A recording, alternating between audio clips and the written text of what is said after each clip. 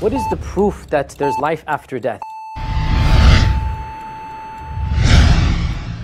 One of the main themes of the Quran, quite literally on every single page of the Quran, Allah subhanahu wa ta'ala mentions the concept of life after death.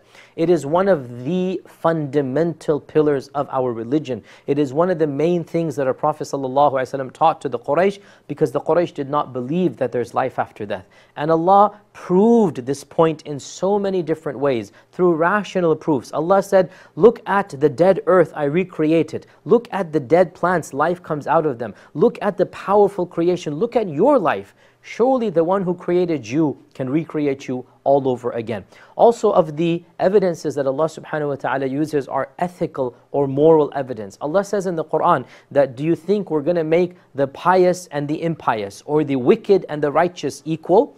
In this world, sometimes criminals, mass murderers get away.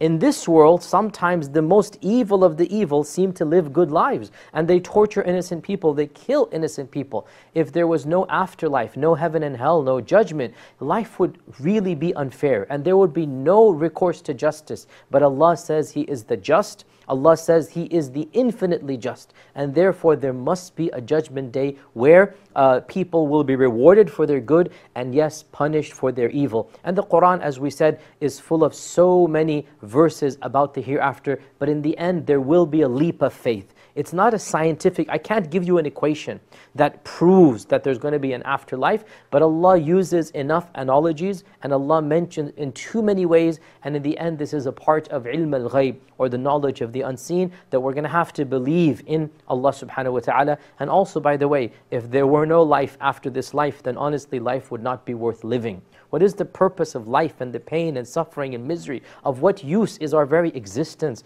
The fact that there's a life after this life gives us hope, makes this life worth living. And of course it fits in perfectly with each and every way that the Quran attempts to prove. And it is, as we said, one of the fundamental pillars of our religion: Tawheed, Risala and Akhirah. Belief in Allah, belief in the Prophets, and belief in an afterlife.